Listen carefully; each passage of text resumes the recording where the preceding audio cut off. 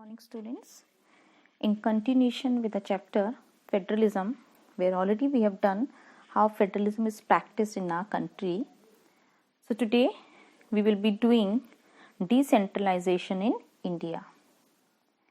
Well, children, let me explain you what exactly the decentralization means.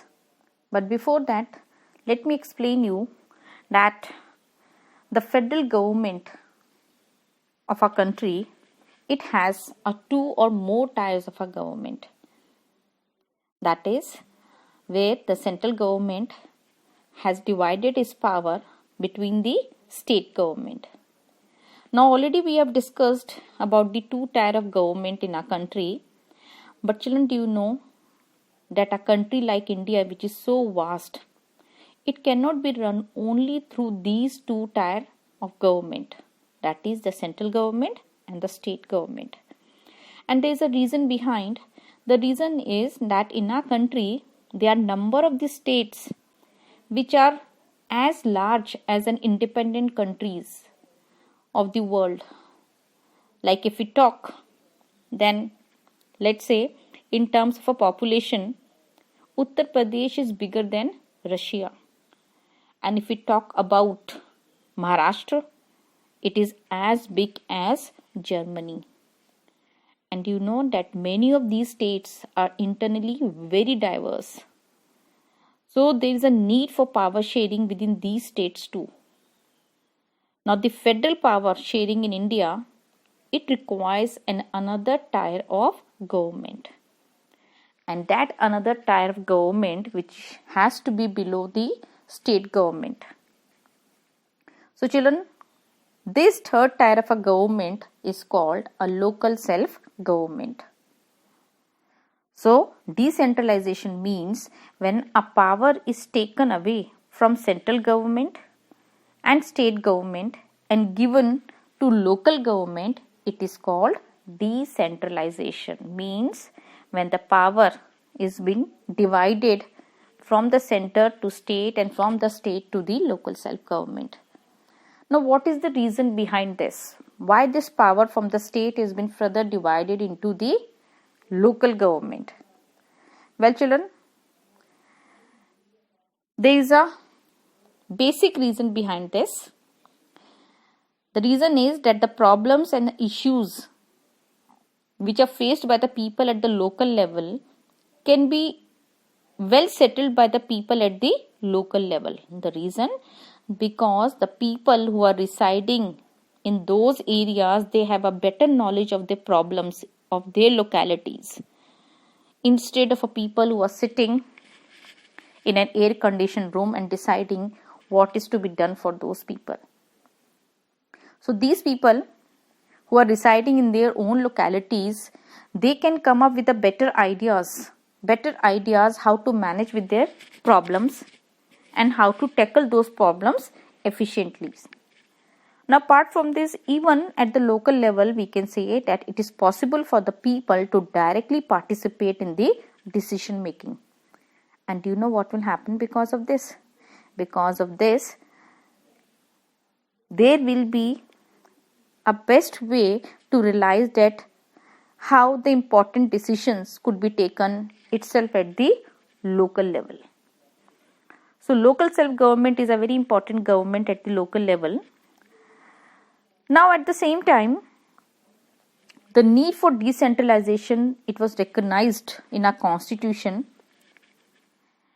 Since then, a number of the attempts were made to decentralize the power. Decentralize the power to the level of villages and towns. At the village level, panchayats, and at the towns, municipalities were set up in all the states. But these were directly under the control of state governments. So elections to these local government actually were not held regularly. Local government did not have any powers or resources of their own. So children, that means this third tier of government was created, that is local self-government. But this government was under the state government, and this government have not received any kind of a resources or the power, and they were also not regularly holding the elections also. So there was very little decentralization if you find in an effective terms. So in 1992, a major step was taken towards decentralization. That is, the constitution was amended to make the three-tier democracy more powerful and effective. So to make it more powerful and effective, the following steps were taken. The very first is, after 1992, it became a constitutionally mandatory for all the local self-government to hold regular elections from time to time. Then the seats are reserved in the elected bodies and executive heads of these institutions for the scheduled caste, scheduled tribes and other backward classes. At the same time, it was also mentioned that at least 1/3 of all the positions are to be reserved for women. Then an independent institution called a State Election Commission has been created in each state to conduct panchayat and municipal elections free and in a fair manner. At the same time, the state governments were also required to share some powers and revenue with local government bodies. That could be the nature of that sharing, that varies from state to state. So, these were certain amendments which were made in the constitution since 1992 to make the local self-government powerful and effective. Now children, apart from this, to make the government more effective, if you all can see, a triangle form of a local government, that is rural local government, was formed, where at the lower level was Gram Panchayat.